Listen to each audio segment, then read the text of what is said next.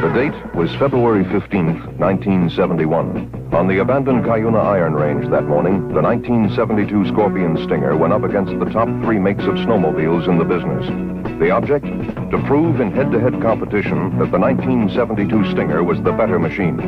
In a moment, the results of these tests. Back in December, the picture was clear. The Scorpion Stinger was regarded throughout the industry as a reliable machine, superior in almost all respects. Superior in almost all, but not in every respect.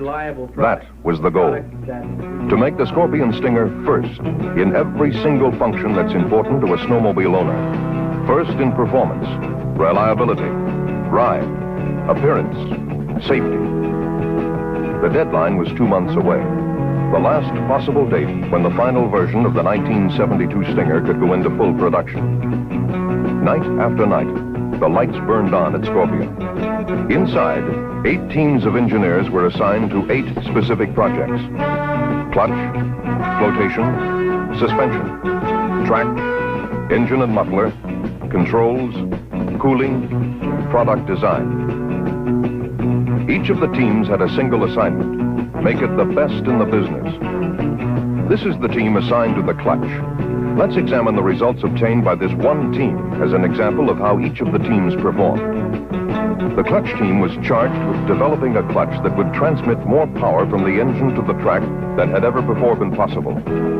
As each refinement was made, it was tested by a dynamometer, created especially for this project by Scorpion engineers. Refinement followed refinement until, just before the deadline, the clutch team came through in the clutch with the clutch. Final tests proved that this Scorpion engineered version could effectively transfer more power to the track than any other clutch available to the consumer. And so it went with each of the 8 engineering teams. The deadline arrived and they were ready with the last possible refinement. But still, these were separate components. Each was the best as an individual entity. How would each perform when integrated into a total final assembly? This was the moment of truth. On the tight security quarter-mile oval and the quarter-mile drag strip in northern Minnesota.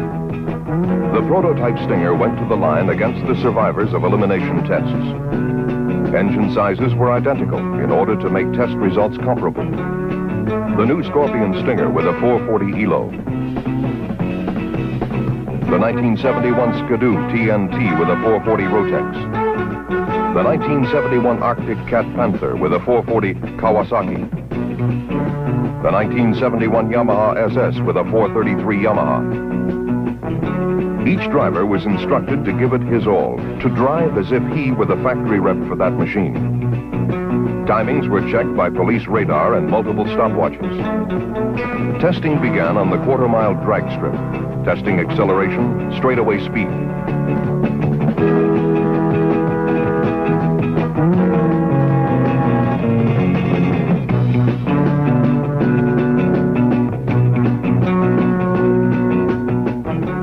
Stinger first.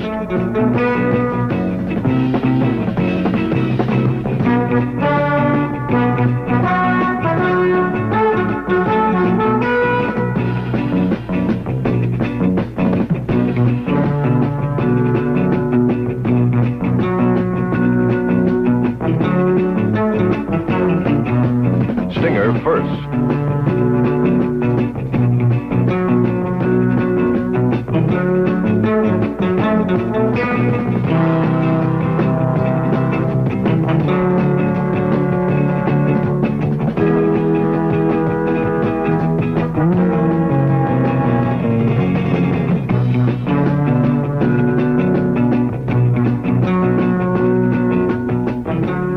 Stinger first.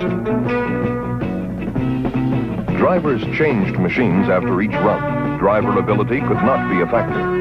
Time and time again, the machines traveled the quarter mile. Stinger first.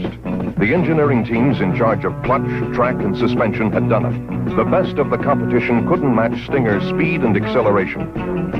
From here, the action moved to the quarter mile oval.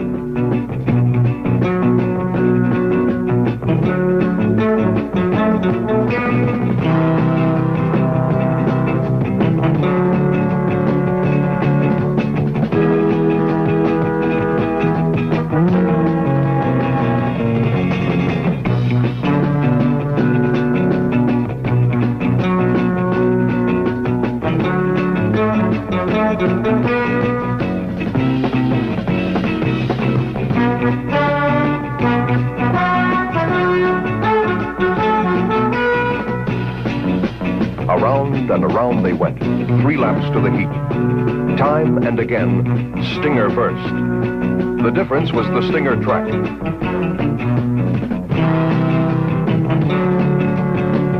Stinger flotation. Stinger steering.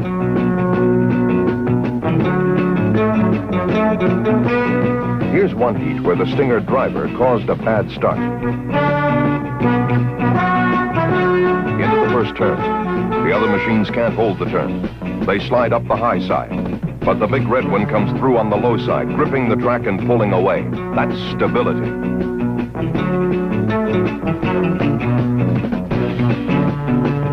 Here's another look at that Stinger stability. Even the best of the other machines skitter and skid, while the Stinger suspension holds steady and the skis and track bite hard.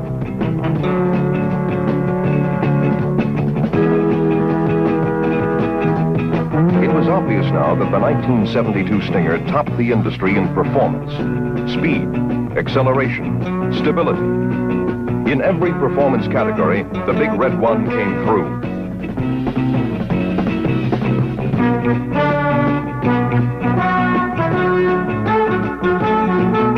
But this machine was built to be ridden by ordinary people, not raced by professionals. What about comfort, convenience, safety? Those elements of owning a snowmobile that contribute so much to owner satisfaction. Again, in head-to-head tests with the 3 best competitive machines, the big red one came through. In direct comparisons on vibration, engine noise, softness of ride, handling, the Scorpion Stinger rated tops. In a comparison of convenience features, it was Stinger all the way. In ease of starting,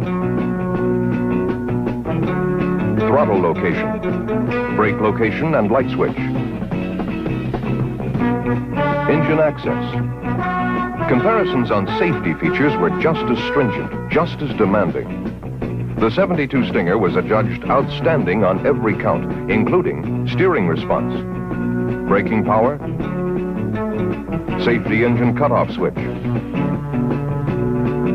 illumination.